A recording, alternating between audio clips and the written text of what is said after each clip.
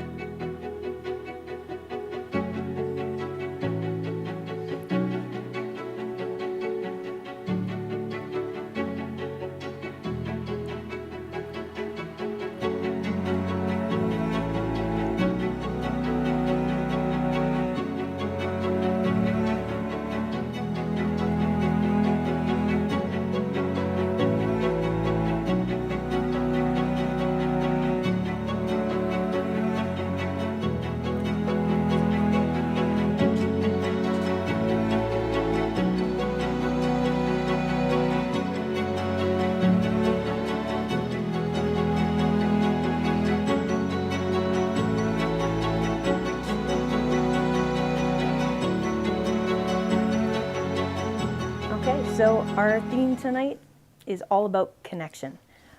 It's going to be connection to technology and through technology, and the fact that we have so much power in our fingertips with these incredible cameras and lenses now. I think the technology, honestly, has probably outpaced us as artists, certainly our understanding of it, and with all the options, the customizability that we have with these new camera bodies and lenses, the control we have is unprecedented. But I think what ends up happening is it's really difficult. There's no bridge to help us align all that technology with who we are as creatives and the subjects that we're photographing. And those are the things I want to tackle tonight. I'm hoping that we can bridge some of those gaps and explain some of these features and how in real world photography is going to affect you as a creator. So when I guess I share my favorite tech tips and all these setups, I'm going to be drawing a lot on that correlation between the features of the camera and then how you're going to be able to use those features. Because again, there is so much in here that we can create. Canon's done a great job of giving us a camera that we can almost customize into our very own piece of equipment, like they've built it on our command.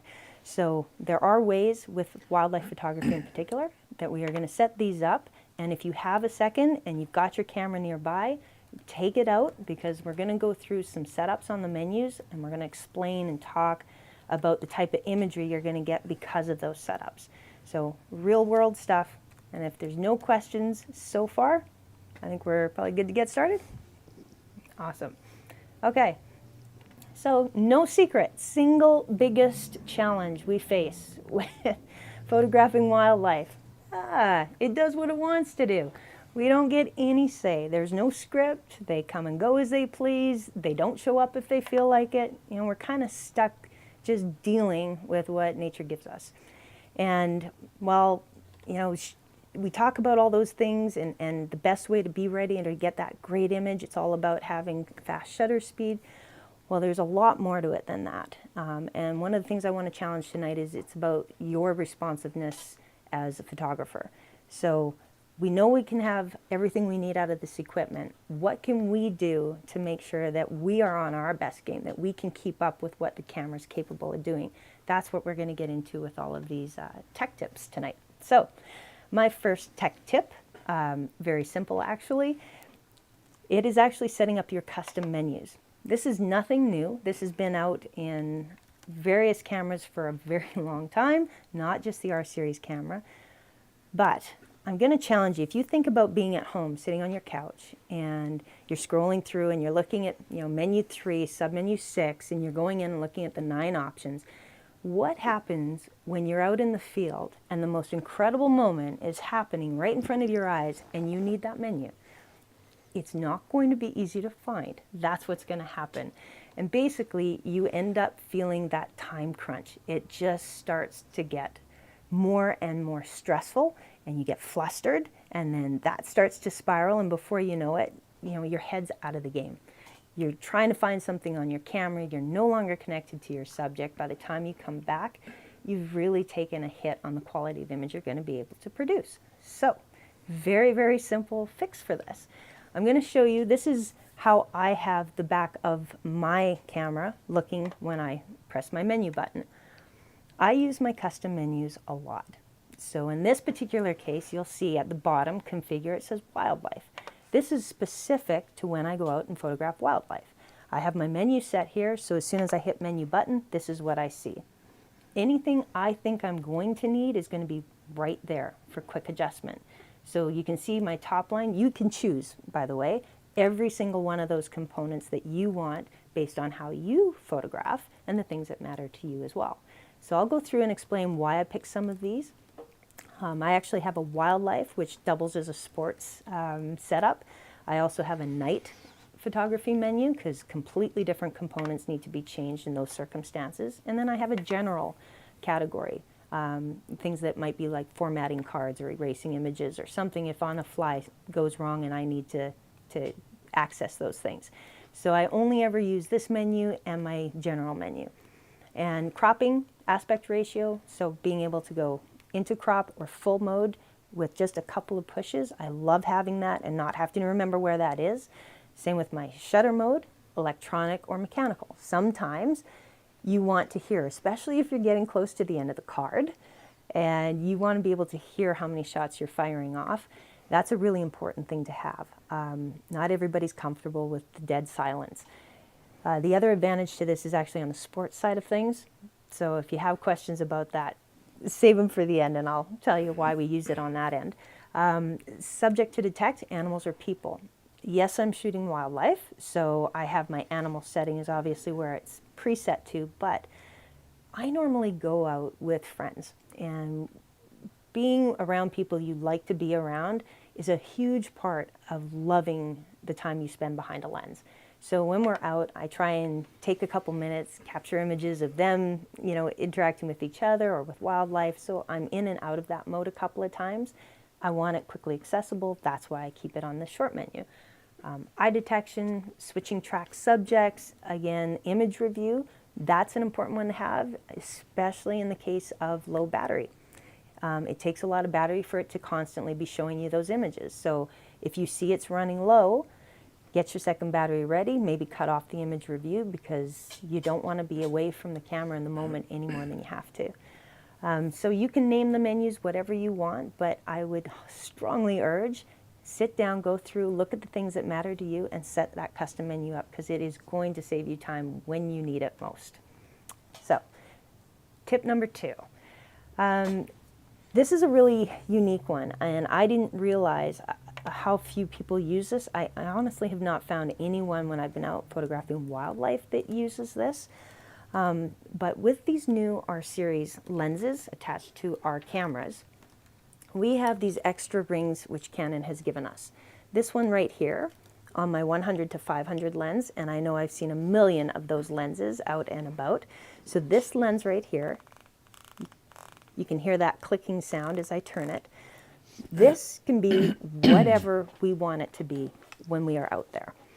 Canon has given us control not only of all buttons and dials on the camera itself, but the lens too.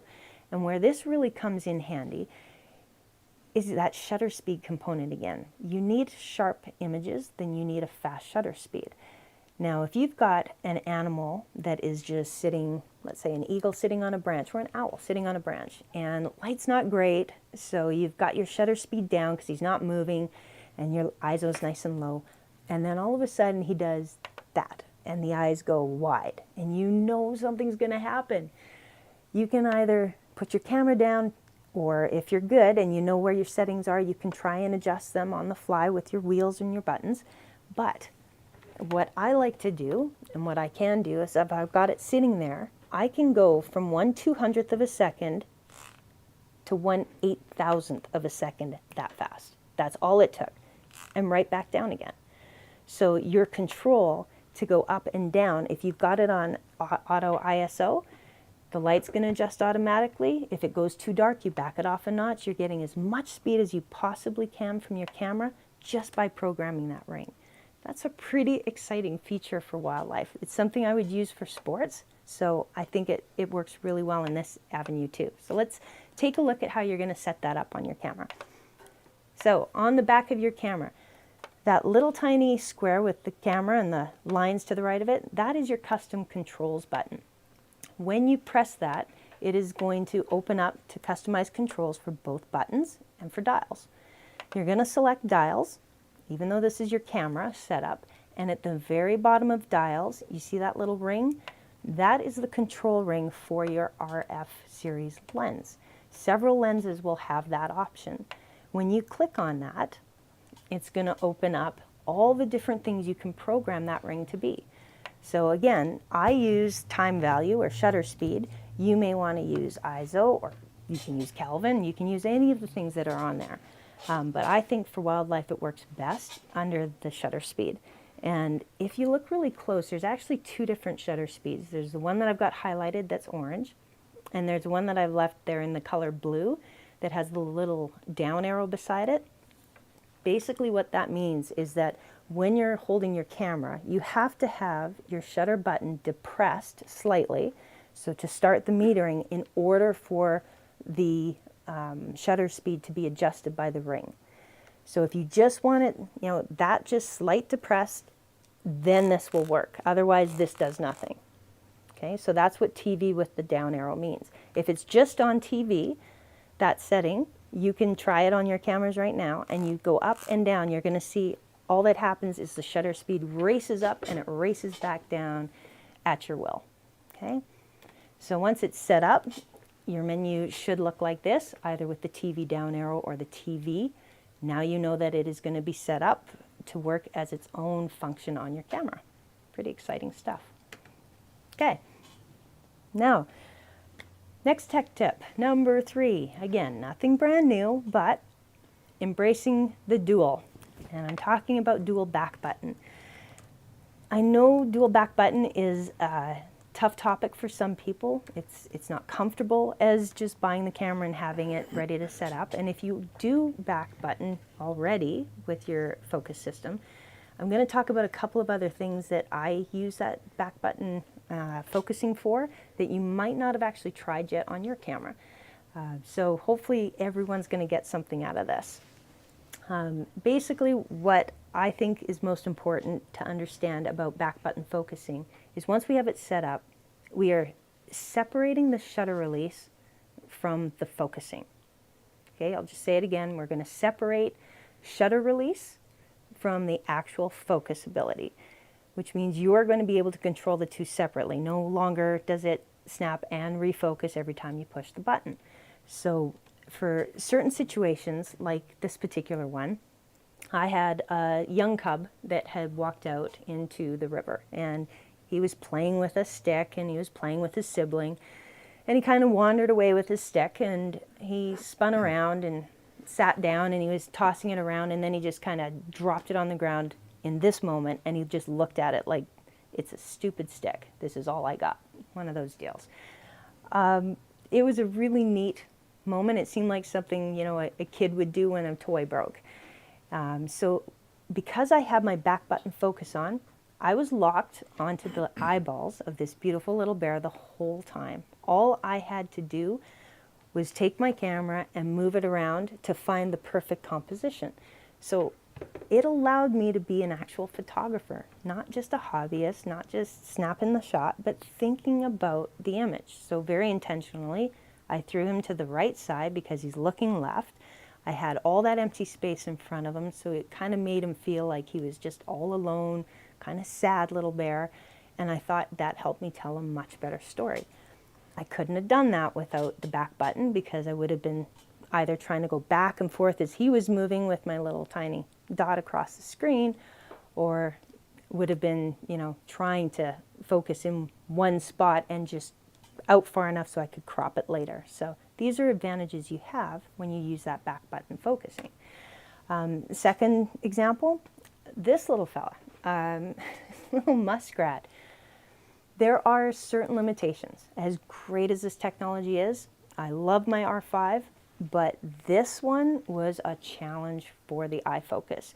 Light and dark spots everywhere, wind blowing, so the water's rippling, and I've got a dark animal with a dark beady eye. And yes, it had a lot of trouble finding my little muskrat. And it happens, I think, especially when you've got no depth of field. He's right up against the reeds at the back. There's reeds in front of him. So we've all been in that position where it's too much for the camera to find. So again, because I have back button focusing, one of the nice things I can do is I can actually focus freely into manual without having to touch manual versus automatic here. So I can have it just about perfect when I'm looking through here, but it's a little bit soft. I can just do that little bit of adjustment. It takes away the autofocus, lets me manually adjust. I snap my shot and don't have to worry about it doing the, in and out trying to find what I'm looking for. So that's pretty handy. You can also obviously bypass it with a spot focus, but that little manual adjustment thing coming on and off at will, that only happens when you do the back button focus. So really handy thing to do in certain situations like this, where we've got some busy backgrounds, foregrounds, and challenging wildlife images to take. And the third version I've got here is actually the fact that we can line up and use our focusing on a specific plane or point where we know an animal is going to cross or land. Maybe you see something on the ground and a little mouse or something, and you see an owl spotting it, and rather than trying to track it through all these trees where you know it's going to have a trouble, focusing, you just set the set the manual focus on there. If it's the same plane coming right down to what he's going to land on, you can just snap away, because the focus point, the depth of field is going to be good enough that you're going to be able to capture it. So you have to check your depth of field, and yes, you have to check your shutter speeds, but you're going to be able to control it, again, just a notch above what you probably do right now. So looking at dual back button, if you don't have it set up on your camera yet, we can give that a try right now. Take a look. It's not a hard thing to do, but there are 2 steps to it. So first of all, we go back to that custom control button that you see on your screen. And before we move on to that next stage, make sure you're in servo mode. You don't want to be in one shot if you're going to do this back button setup. We're going to go into customize controls again. So we're going to look at that customize of buttons this time. And when you open that up, right up top, that is going to be our shutter release, the very first one. Typically it comes with shutter release and focus. So it's doing the metering, it's doing the autofocus, and it's taking the picture. So we're going to separate that. We're going to click on that button, and we're going to go into the menu, and we're going to look at metering start. Rather than the metering and AF, we're going to move it over to metering start. So all it's going to do is snap the image and do our metering for us. Okay? This is what it should look like when it's set up properly. Now, the second part of this, because that is actually the first part, second part is setting up the back button focusing. So again, we're going to go into the custom focus, or the custom controls, and we're going to go to the buttons, and we're going to scroll down on that left side under camera. You're going to look for the AF on button. That's the one that we need to get into to set this up. Okay, and your metering and your AF start is going to now become your selection, not AF off or any of the others, just you're going to have the focus start when you hit that back button. So that's the one that you're going to want to have. Coming back to the main menu, this is what it'll look like. So your top button shutter release is going to be metering only. The bottom button is going to be your metering and AF. Okay, so your focus is now there. We've officially decoupled these 2 actions. They're separate. So pressing the shutter will measure your light, but it'll take your picture. The back is going to work your focus. Okay, so we're good to go on all this now. And just to kind of go one step further, I'm going to show you here, tying into Tech Tip 4, again, where that back button focusing can work with my pivoting view here, Tech Tip 4. So we're talking about articulating screen, the LCD screen. Really common to be used for the landscape photography, even some street photography, not so much in wildlife because of the focusing. It's a challenge for, I think, a lot of people to have the screen really down or really up high, but there are certain situations where it is fabulous to have this set up. This next one, I'm going to show you a picture here that we took on this last expedition. We were out in Alaska, and we were climbing up onto the top of a cliff. We were looking at all the beautiful salmon in the rivers down below, and on our left side up came a mom with 2 cubs. And she climbed up top. She got kind of to the crest. She looked back at us, knew we were there. She kind of went up a little bit further, up over a little bit of a bank, and then down on the other side. And she laid down with the cubs in the grass. Now the grass is fairly tall, but we have that little hill in front of her. So when we were down low, she was kind of getting eaten up by the grass, and we were seeing sort of the top of the head, but losing that connection of everything about the animal. It was about the whole environment. So for myself, I'm vertically challenged. I am not the tallest person in the room ever. So all I did was use my focus ability on the bear. I had back button focus. It found the eye right away. Had my nice sharp tack point. I grabbed my screen and I turned it down. Okay, so very simple. Articulating screen, turned it all the way down, and I hoisted that camera as high as I could stretch my arms. Now, I was taking pictures, and in the back of the screen, I'm merely looking at the fact that I have the bears in the position I want them for composition. I had a couple of people with me that are looking at me like, how are you keeping this thing in focus? Like, how do you not, like, I can't even see the little spot. You don't have to see the spot because you already focused. If you do the back button focused, it's locked in there.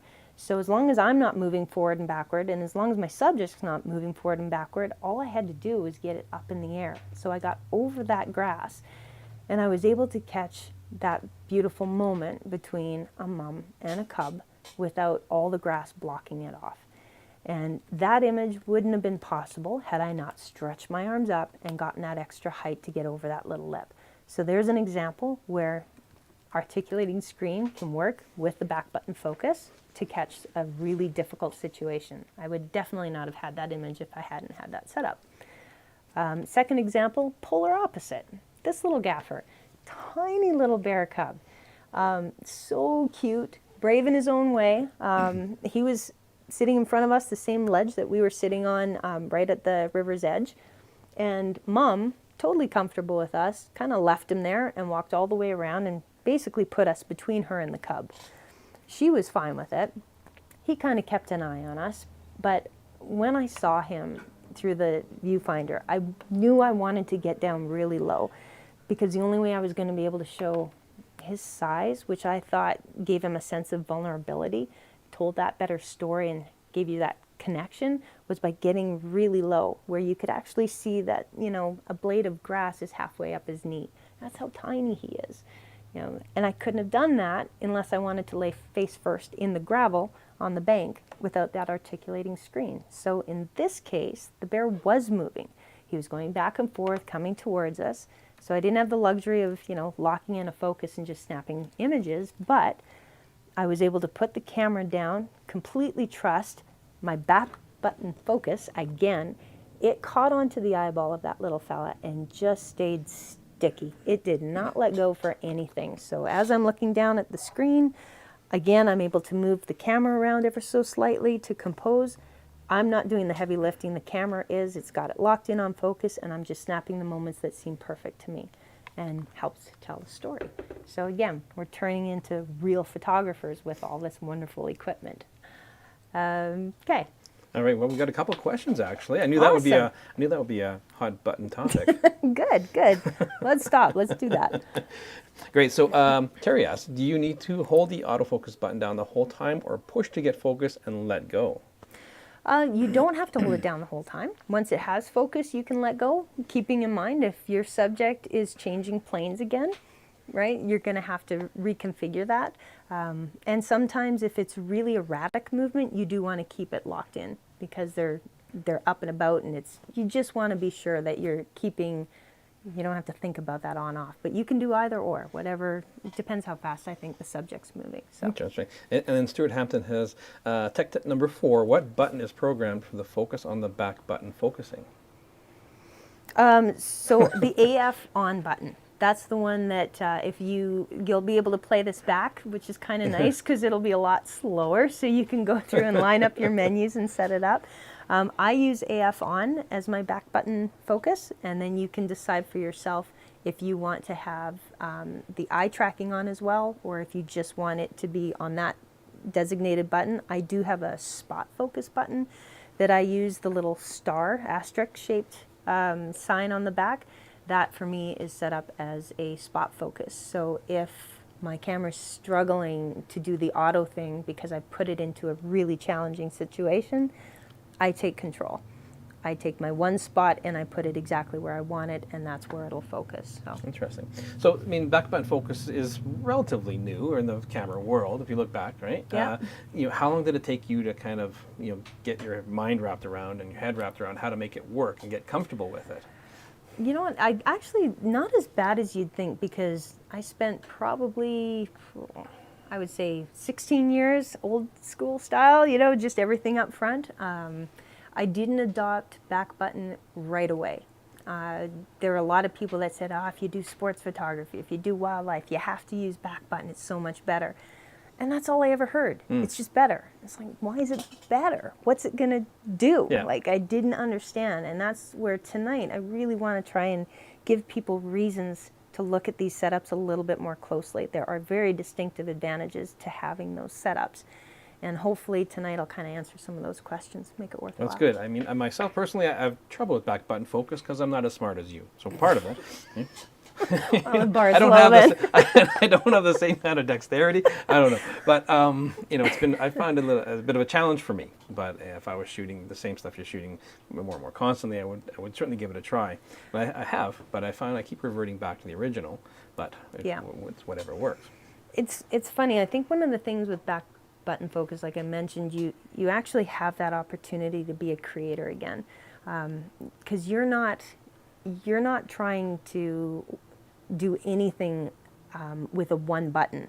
You know, when you have one button, you've got to try and sacrifice one thing to get the other. You want the focus point, you get the composition you have, unless you have time to move your little, you know, focal point around. With back button, the camera, I'm relying so much on it to use that technology to hang on to that subject for me.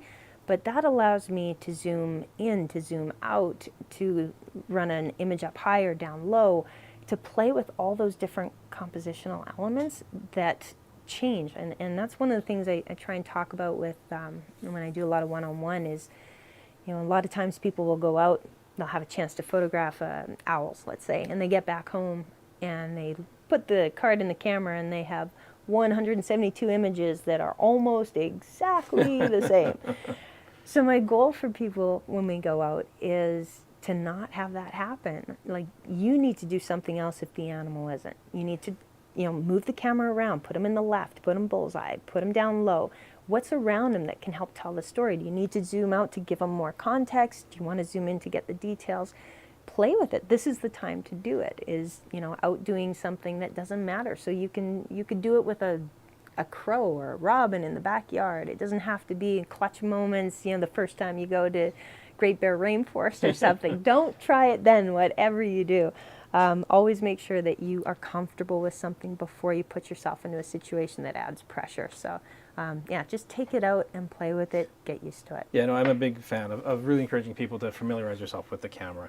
You know, go home, don't even like just explore the menu system, explore that one system at a time and get much more comfortable with it before you actually take it out. Because when you actually see an animal for the first time out in the wild, right, you're just all excited. You know, it's just put it in the center, get a nice sharp shot. That's all I want, Yep. right? But when you have some time, so that's fantastic tips to hear about that. So yeah, you're bang on with that, Dave. And I always tell people too, like, you have to get that out of your system. Even to this day, if it's something that I've rarely seen or have never seen before, I'll have that same angst, you know. It'll be like, there it is. Snap a couple of images that are awful. I know that. I know they don't even come close to anything else I've had, but it's like, okay, there. I got it out of my system. It's like taking a deep breath. Now I can be a photographer. You know, now I'm ready. I've got the capacity. So that's kind of what I want people to challenge themselves. And that's where they'll start to see the quality of the images really improve. Just being able to separate things like that and focus on being. So you mentioned like 172 shots of the same thing. Deborah asks, could you please tell us how many shots you had taken on average with the back button to get those amazing shots? Many thanks for your wonderful work, she says. Oh, that's sweet. Like, you find that, you know, with the cameras nowadays, we have access to 20 frames a second and Yep. 30 frames a second with the R3. Do you find that you're taking more or less, or you're rationing them a little bit? You're, you know, not as happy of a trigger finger? I'm actually calming down a lot more now. Again, like I said, wildlife photography is still pretty new for me. So yeah, I was definitely that person the first year that went home with hundreds and hundreds of the same picture, and you know, maybe 2 or 3 in the end that you're going to use or post. But that's okay. It was an investment in learning, and it was also an investment in getting my wits about me. You know, getting my nerves under control and starting to calm down. Very different things happen when I see owls, or when I see bears or eagles, or, you know, wolves, whatever the subject is I'm photographing, because I've had more time with them and I get a better understanding. I'm a lot more calmer on the approach. So it feels good now. It's a lot better, but it's a rite of passage. Everybody's got to go through that. They've got to burn through, cards and actuations, and it is what it is. Awesome. All right, let's move on. Okay. So, next thing I want to talk about is packing to be prepared. So, honestly, in my opinion, how you pack your gear is almost as important as what you packed. Because again, my experiences with sports photography, there would be times where we're up on a mountain, side of a mountain, and we could be there for 8, 9, 10 hours. I might be in a crevice in the dirt down in Drumheller or Moab or something like that. Same thing. You're there for hours and hours. And you need to be self-sufficient. You need to have contingency plans in place because you're all you have. So knowing that and moving into the wildlife side of things, there are certain elements that were real priorities for me. And I want to talk about that because I think if you keep these in mind as you're starting to pack your equipment, you're going to be, again, more responsive to the things that unfold quickly in front of you. So first thing I want to talk about is the safety. Safety for your gear and yourself, which also means safety for the subjects you're photographing. That has to be priority. So this last trip that we took up to Alaska, we had some pretty hardcore river crossings to do. We had times where that water was well up above my waist, and it's a heavy current. You cannot see the bottom because it's murky, and it's a little bit daunting because you've got 20 grand sitting on your back, hoping not to get wet.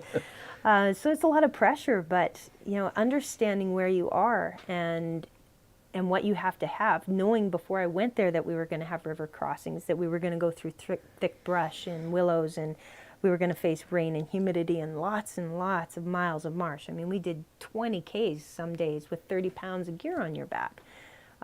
So I knew that before I went. There was no surprise there, but it inspired me to buy the right equipment for the job, and that gave me the best possible experience when I was out there.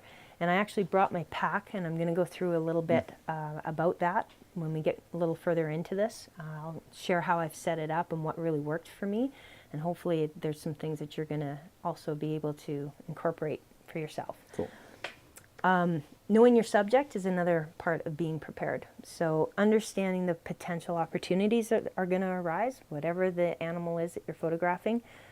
Part of that is understanding your proximity. How close are you going to be? How close should you expect to be? That's going to affect the lenses that you carry. That's going to affect how you're going to travel. Are you going to need safety equipment? Are you going to need food supplies? Most people can only carry so much at a time. So you're going to have to pick and choose sometimes what that's going to be. And the length of time that you're going to be in the field is another one, being prepared for that. And I also think even who you're traveling with is an important thing to know. So this last expedition we did, we had a small group of 6 of us. And we were, again, some very intimate moments with some very big bears. And there were days where we'd see 30 plus bears. And they would get quite close. We never approached any of them. But going into that situation, I made the conscious decision ahead of time to go after my bear guiding course. So I am a certified bear guide. I have no intention of taking others on my own tours at this point, but I wanted to make sure when I was out there, I wasn't doing anything to set an animal off, or that I understood how to read their body language, that they were okay with what I was doing, both for my safety, the safety of my group, and absolutely for the safety of the animals we were about to be with. And as it turned out, 4 out of 6 of the people we were traveling with have at least their level 1 bear certification. So that was a nice peace of mind. Again, knowing that before I went there really helped me gauge what I was going to need and what I needed to know. So yeah, knowledge is power, right? Oh, so much so, especially when you're out there. There's already so many variables and things that you can't control. So that's a really important part. No, I mean, it's going to come up. But have you had too close of an encounter? Have you had places where you're more than nervous? We had an unusual situation, I guess, unfold when we were photographing this last time. We had spent some time with a mom that had brown bear that was walking the shoreline, and this poor girl, she was a big girl, but she had 4 cubs, 4, and they were insane, these little things. And she was pretty tentative about coming out into the open because we had a lot of fishermen where we were. And we kind of felt like if we went further up, we were going to be putting maybe a little bit too much pressure. Maybe we'd just kind of fall back. We found a little skip to sort of spread out. We sat together though, and we just sat there and thought, well, we'll just wait. We can see the mouths. We can see both beach lines. We'll wait and see what happens. She came out, spent some time very close to us with the little cubs, and then the fishermen who were further down the river started to come down the river with their cell phones, trying to get pictures. And you know, at that point, as they started moving, she was fishing further and further away from the cubs that were up on the shoreline, coming closer to us. And she had actually passed us, kind of went behind when one of the fishermen who had come all the way down the river and actually started approaching the cubs with his cell phone. I'm no expert, but they probably don't recommend that. Oh my gosh. We couldn't, you can't yell out. We've got Mom right beside us, so we're just trying to keep really calm and make sure she's calm. And at some point, something happened that triggered her, and she stood up, and she's very large. She stood up right beside us, and then she kind of came down quickly, and she started to move through the water towards them, but she turned towards us first. And she looked at us, and she kind of sniffed a little bit, and I was second from the end. That's that good. side. That's better to be at the end. It was better, yeah, yeah. And the 2 of us on the end both, you know, just really gently talking to her, you know, hey bear, it's okay. We're just going to wait for you. And, you know, just nice, calm voice. And she just kind of turned her head back around. She stood up again, and she started walking towards the fishermen and the cubs. And the fisherman backed up because his buddies made some noise. And she went back in the water again. And somehow I missed what she did, but she signaled those 4 cubs somehow. Nothing that I could visibly tell, but all 4 of them just flew off of the bank and started swimming towards us, where she was, close to us. And then once she saw them sort of halfway around, she came right back around us again. They came up on this side. It's like, oh my gosh, we're right in the middle again. But it was pretty obvious that we were the comfortable spot for her to take them. So we just sat and enjoyed what nature gave us. That would be an incredible experience. I'm glad you came out from there. No, you know, the bears there are very different, and that's just part of knowing, you know, where you're going and what you're photographing. These bears are just covered. The waters are covered with salmon, right? So they are not food stressed. They're there simply to fatten up. They're well used to people being around. So the risk is much different here than, say, going up to Alberta. You would never do that here in Alberta. You can hay bear them all you want, but it's going to be much more of a challenge, I think, to get out of it unscathed. Oh, good to know. Yeah, don't do it. Okay, so back to the packing to be prepared. So again, you've got to be ready for all the things that are going to unfold. Stuff like this happens so fast. Standing there 1 second, and then literally in 2 seconds, the whole thing is over. He explodes and chases this fish, grabs what he wants, and then he's done. It's over with. So, you know, having your camera available, because as we walked, we knew we had time. When we get somewhere, we could sit down, we could take a pack off, we could get the gear set up.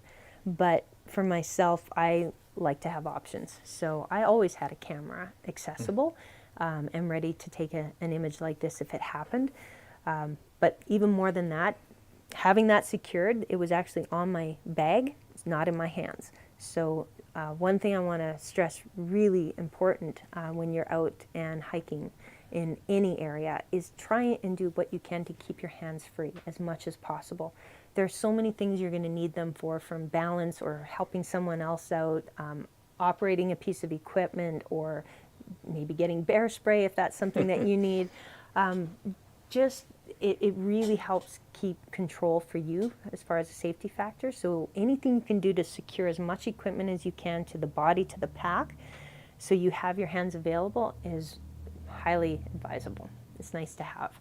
And then make sure that the equipment's always easily accessible and really well organized. Because when you get out there, if you've got everything in a bag and you're trying to dig down to the bottom, you know, you could inadvertently leave something, lose something. Again, time happens so quick because moments like that, oh, you don't want to be the one person who put your camera down looking for, you know, another card or something to clean the lens at that moment. So it's all about avoiding regret.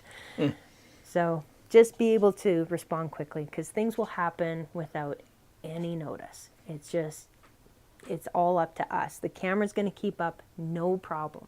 We have to get our skill set to start matching the cameras, I think. So as far as, you know, the gear that I had, if we've got a few minutes, I can go through and talk really quickly about that. This little video, this is just walking on the tundra. This is one of the places we landed in our float planes, and we would walk for literally 20K across this vast, expansive, untouched land to go spend some time with the bears. And part of being able to do that successfully was having it hooked up to the right gear. So what I want to do is just kind of take a look at a couple of the things that I think are really important to look for when you are looking for backpacks and gear. Do we have time to do that? Oh, yeah, sure, yeah. Do you have any other questions that we need to look at before I pull that up? No, let's pull that stuff up. Okay, perfect. Okay, so there's a lot of different products out there that we can choose from, obviously. This was the one that I had purchased for this trip.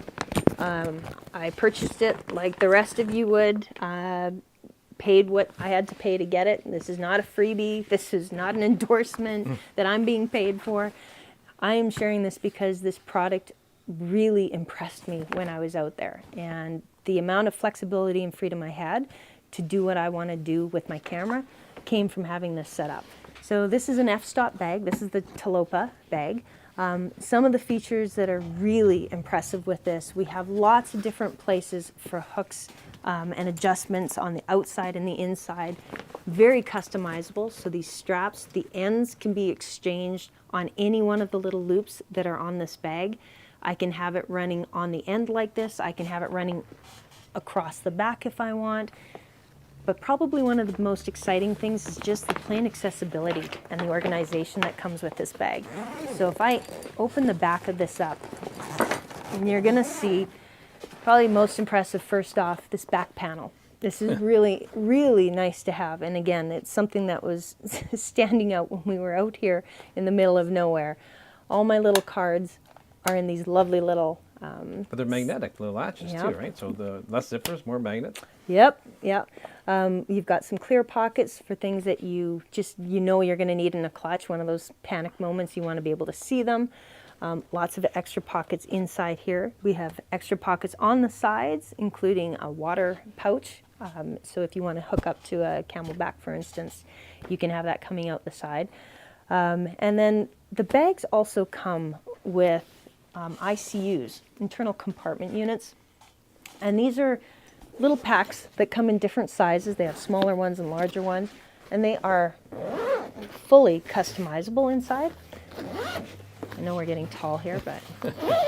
Now, the idea behind these compartments is that you can customize it because they come in this size. You can also buy two that are half the size of that. So if you want to, kind of a hybrid vacation or something, you can take video plus your stills and vice versa, and repurpose the bag for other things. Absolutely. And I mean, I've used this on a couple commercial shoots because I didn't need any of the big lenses at all. I was just able to use the small compartments, and that carried the cameras and everything I needed. But in this case, when we were traveling, I actually took some of those padded dividers out and I combined it. Well, this surprised me when I saw this. I haven't seen anybody do this before. So I have a Pelican case, a hard case, which I use when I am on the airplane. And basically what I had done is I had put this inside the Talopa. It fits perfectly inside this particular pack. So I can reconfigure it again. It gives me really lightweight structure. And then I would just put these little pads into each compartment as I needed it. Yeah, this is the Pelican Tech Pack, I think is what it's called. Yeah, and you can buy these separate. So you can buy them so that they fit. This one is out of the, I think it's 1535, the one that fits on all the airplanes. best part of all is that I was able to take that camera, so that is an R3 with a 600, it's an RF 600 lens, prime lens on it, and it fits in here on my back. I'm hiding. I'm hiding behind this lens. I know, that's a big lens to get into a bag this size. Yeah. And it's, you know, it's not like there's a ton of room to spare, but knowing that I could have that expensive piece of equipment that well secured, I didn't have to attach and detach the camera body to the lens to get it in here. I could actually have it all on one. And then the only other thing I did is I would carry the hood on one of these extra ropes and attachments that they have on the side. And I could either put it on the side or I could put it on the back, depending on what I was trying to crawl through or over or wherever it was that we were going. So all in all, it gave me a ton of versatility, lots of, lots of organization. You know, the big thing I noticed on this trip, if you had a dry bag with you, basically it's a big pack, and you know, there's not a lot of organization in those. It keeps it dry, but you've got to dig, it's dark, you've got to open it from the top. If it's raining, rain's getting in there anyway.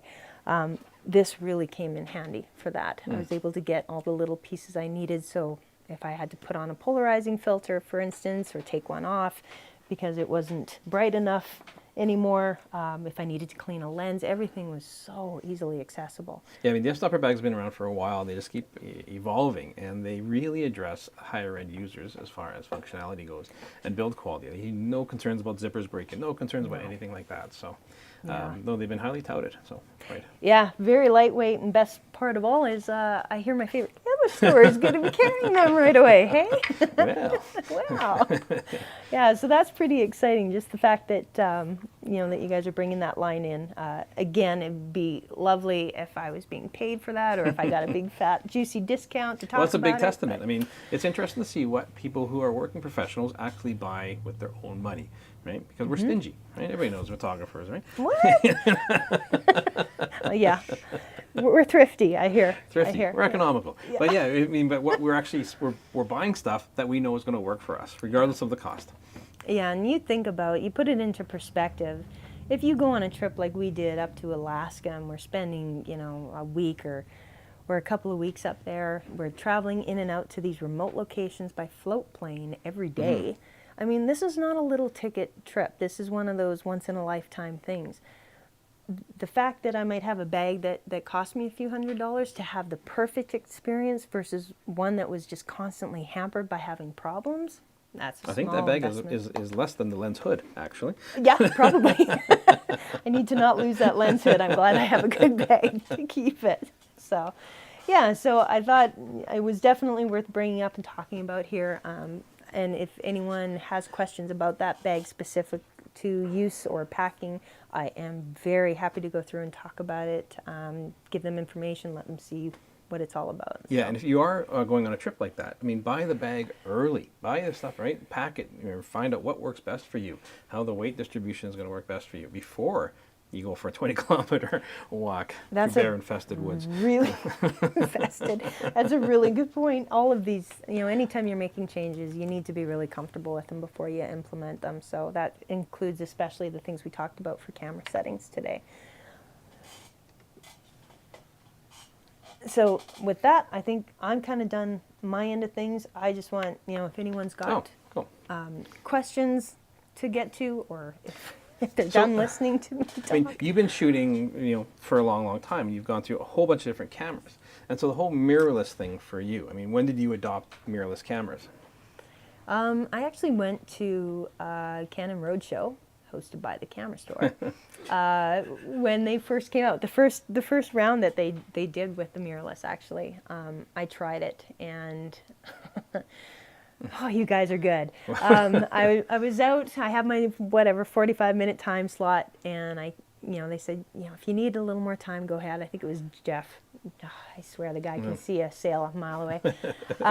Sent me back out. He's like, yeah, go ahead. Hang on to it for another hour or so. See what you think. So I had my lenses, and I kept photographing with it. Came back. He's like, do you want a little longer? I'm like, yes. So, oh yeah, I was there. Yeah, you were there, and it probably was. It was about 4 hours, and I got back home and I told a couple of my girlfriends knew I was going to go to this roadshow, and they said, "What did you think?"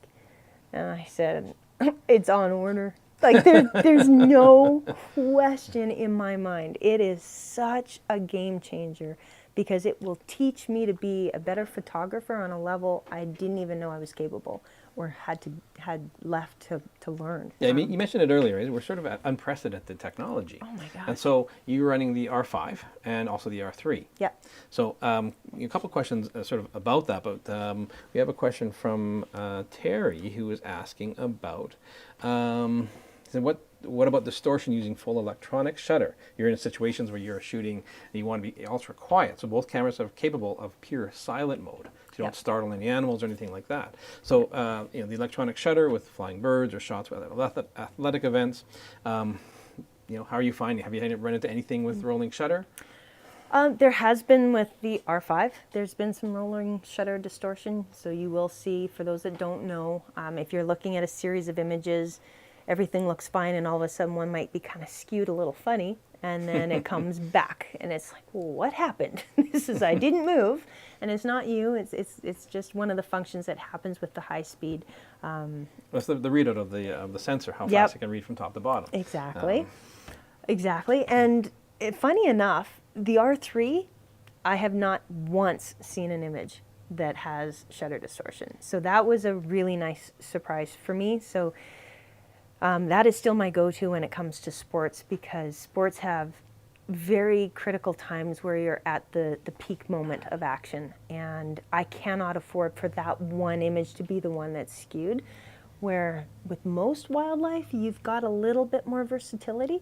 So it will happen, and you need to know that going in. You never take 2 images or 1 image. You're going to do a little bit longer bursts if you're using, if I'm using an R5. An R3, I don't ever have to worry about it. Interesting. Now, that being said, do you find the resolution differences shocking between the two, or do you find that even matters? So it's kind of funny you say that, because I know a lot of people there's a lot of pushback about using the R3 for wildlife in particular. Sports photographers are used to it because we come from the 1DX background, and those always had the lower resolution anyway. But as far as wildlife goes, there are times where, yes, I know that there's going to be advantage to having the R5. I've got more to work with, especially if I want to crop in because I'm a long ways away. But I have some of the most powerful images I have been with the R3, even with my wildlife. I don't have as many pixels, no, but its ability to track is next level. It is, I haven't found something that it couldn't track yet. Yeah. And that's saying a lot. The R3 doesn't have as strong of an aliasing filter. Maybe Russ at home, from the comfort of his home, can address that. But I don't believe it has as strong of a aliasing filter, so it makes up for that resolution difference a little bit compared to the R5. Yeah, and it's got the back illuminated sensor. Backside illuminated stack sensor, it's a makes mouthful, but it's fantastic that way. Now, do you notice that one camera is a little bit faster or snappier to work with? Yeah, if I was gonna go photograph a hummingbird or kingfisher, I would be taking the R3. R3? Yeah, I know I won't have quite the same detail, but if I'm, if I have a decent proximity, if I'm somewhat reasonably close to them, or I've got that type of a lens with me, I am not worried about it. But I know it's going to make up for anything I can't keep up with. It's got me covered. So. Okay, now the R3 has a very unique feature. It's got the eye focus. So it's not eye control, it's not eye focus. It can track focus and find people's eyes, but it'll actually find, if you're not familiar, it'll look where your eye's looking in the frame and use that as its autofocus point. Is that just a gimmick, a novelty? Is it something that you find yourself using a lot? Not a lot, but I do use it in certain situations, and it is a remarkable tool to have, because it is, again, you're eliminating one more middleman. You don't have that delay between what you see and then having to figure out how to respond to it in moving a cursor or setting your focus. It's as quick as you can. You're not even thinking about it. As you move your eye, the focal point's moving around, it's following it. So again, it's just making that responsiveness another step quicker. Like it's pretty impressive, and it's nice for things like motorsports in particular. So if I have, a bunch of motocrossers ripping around a track or snowmobilers, and they're coming around as a group, I can be watching from the person I'm interested in shooting for, or the team I'm interested in shooting for, or the brand I'm shooting for. I can pick those people out, and I can catch those ones just because I'm looking at them, which is way easier than trying to get my focal point onto them, because I can't just mass back button focus, and sometimes it's really hard to pinpoint one guy when he's smashing and bouncing, you know, in and out of things. So No, fair enough, because your son is like, we photographed him in the past. He's a very Yes. avid motocross rider. yeah, he's doing a lot of freestyle now, so he's miles in the air flipping the bike and still jumping off cliffs and things like that. Perfect, So, yeah, but there's no butterflies at all as a mother, right? you know what? It's funny because I swear that camera's the one thing that's kept me sane. It's kind of been that buffer of safety between, you know, what I see in reality as a mom. So when it's camera time, I'm a photographer. I have that degree of separation, and it's much easier to watch him do the ridiculous things that he does. So Casey Mueller asks, which lens did you use most in Alaska, the 600 or your 1-500? And now do you have a preference? You keep the 600 on the R3 and the 1-5 on the R5? You know what? I switched it up depending on where we were. Interesting. Okay. Yeah, so at the waterfalls, for instance, accessibility there is pretty simple. It's well traveled. Yeah. You know, you've got walkways. You're not crashing through brush. So, for me, definitely had the 600 with me. And I actually, at the falls, I was quite close, so I was using the R3 to get the high-speed images there. And I had my R5 on the 100-500. The second time we had gone back there, we went further down. We were in the river, looking upstream towards the bears, and I actually switched for that one because I needed a lot more reach, even with a long lens, just for safety purposes, and we kept moving because you'd have bears coming up from different directions, and you always want to make sure they have options, that you're not in their way or keeping them from You're not going. one of the options. Yeah, we're not one of the fish. So you're giving them the room that they need, and of course you've got piles of fishermen out there that are also channeling the bears into different directions. So it was a bit, you know, it really depended on the situation we went to, and a couple of the outings we did where we were hiking a long ways, there wasn't an option. I wasn't comfortable taking the big camera for the long distances that we went into, the tight areas that we went into, or in some of the heavy river crossings. So I had to pick and choose. That was a comfort level thing, depending where we went. So that's where being prepared, knowing where you're going, knowing the proximity, understanding, you know, in places like Alaska, there's no wrong lens to have. Honestly, I could have had a 24-70 and I'd still have incredible images because there are so many opportunities. Maybe more environmentally driven, but still. So I don't think you'd have a wrong choice there. It's just, if I can carry it, if I'm secure with it and I'm comfortable where we're going, it's really fun to have the 600. It really is. Now you carry the 600 in your backpack, but do you also carry like a camera in front of you, one that's always out and about? Yes. Yeah, and that was one of the things I think I might have skipped over too quick. But on the bands, the arm, what do you call these? Straps. Straps? Yes. Wow. On the arm straps that come across, they have hooks on this particular bag, and there's also a longer tether from when you cinch up the straps a bit tighter. Now, I have a Peak Design clip that I wrapped around the long tether, and basically what it did is it kept a camera that I had hooked up on right here, so it was really accessible, but because it was on a tether, I didn't have to even unclip it. All I had to do was that. That's how long it took me to be ready for an image. And I know I had a few people that we were with that kept saying, how do you get your camera out so fast? Like they're trying to get it out of a holster or, you know, out of the back. And literally, I guess I should just grab it. Yeah, I mean, the Peak Design capture clip has been incredibly popular. Yeah. And you have it on there. Yeah, so this little extra piece here is where I kept it. And because of the proximity of this to where my face is, I can just pick the camera up and it's That's really right interesting. I there. haven't seen anybody actually do it like that. It's designed to go on the actual strap itself and pinch Yep. it that way. They include an extra set of screws that are even extra long if you have a really thick backpack. Yep. So I haven't seen anybody use it like that. So And again, sports thing, right? Because you have to have those cameras ready. So depending on where we are, I have a second one that I would keep on my hip, on the, oh, I've got it clipped back here, but on the hip belt as well. So if I knew I was walking a long ways and I wanted to have the environmental camera out, you know, I'd have a nice short lens because it's down closer to the ground, but I'd have it on my hip and I'd have this other one sitting right here. So I had options. Oh, I have good. options now. So the other thing is that you are doing these multi-day treks. Yeah. Now, when it comes to power, do you carry a power bank with you? How do you find the battery life of both these cameras? And do you carry 1, 2, 5, a dozen extra batteries? Good question.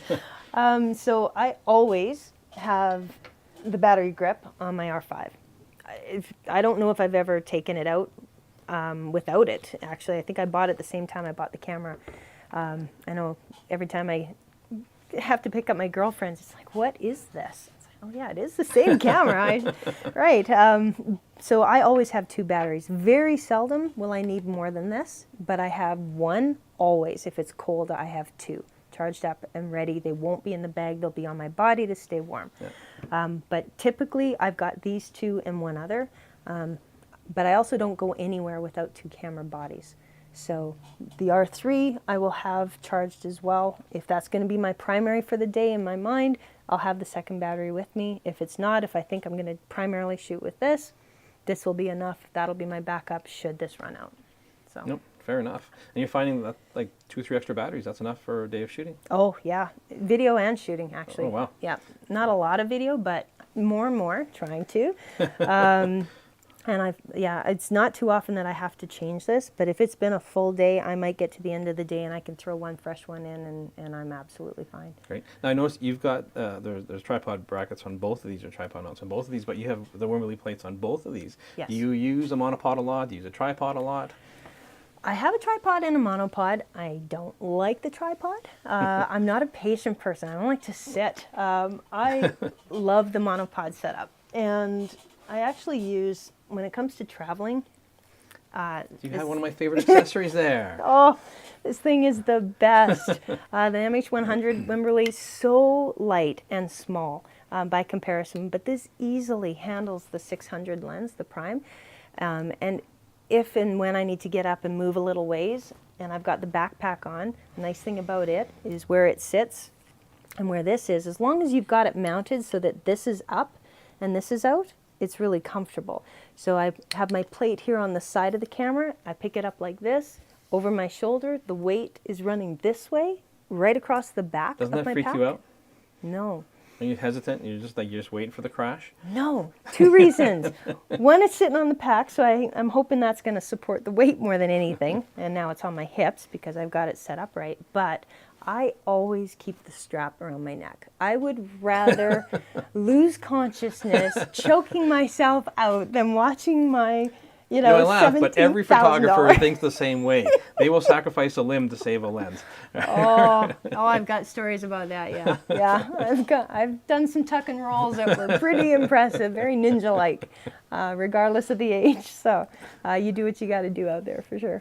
So, I mean, sort of wrapping up a little bit here, sort of summarize like your top 3 tips if you were going to, when it comes to wildlife photography, when it comes to your cameras here. I mean, you mentioned the setup, and there's some options there that I don't take advantage of the My Menu nearly as much as I should, and now I'm going to revisit that because that's a great tip that often goes unused. Yes. So if you had 3 major tips from tonight's event.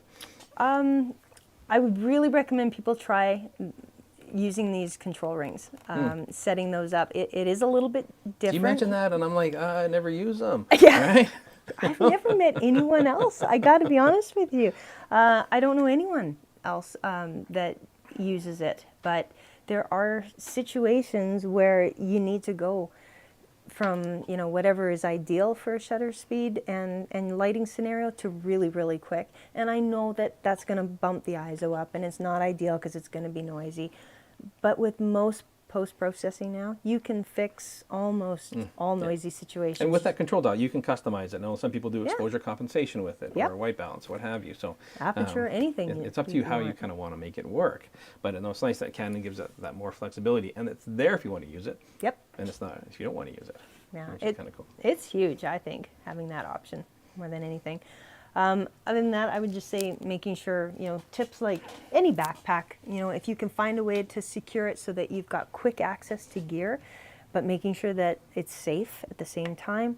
I actually, like I mentioned, I keep my straps on my cameras and I keep them around my neck at the risk of, like I say, choking myself out. So I see you're heavily invested in the Peak Design product line here. It looks that way, doesn't it? Yeah. But Peak Design they have a very solid product, and there's a reason why they've done so well, based on their anchor link system here like this. Yeah, these anchors. So on this particular camera with battery grip, we've got the anchor down below, and I keep the other one up top because I love the hand grip. 90% of the time, if I'm photographing sports especially, I don't have a strap.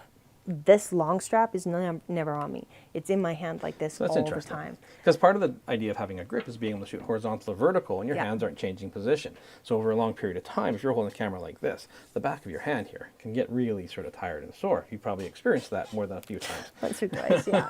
Yeah, and I know... I mean, that's a personal thing. It's a very personal thing, because I know I've had people kind of mention before, it's like, geez, you don't even use the vertical grip when you turn it. And it's honestly, this is why, because I have shot like this for so long.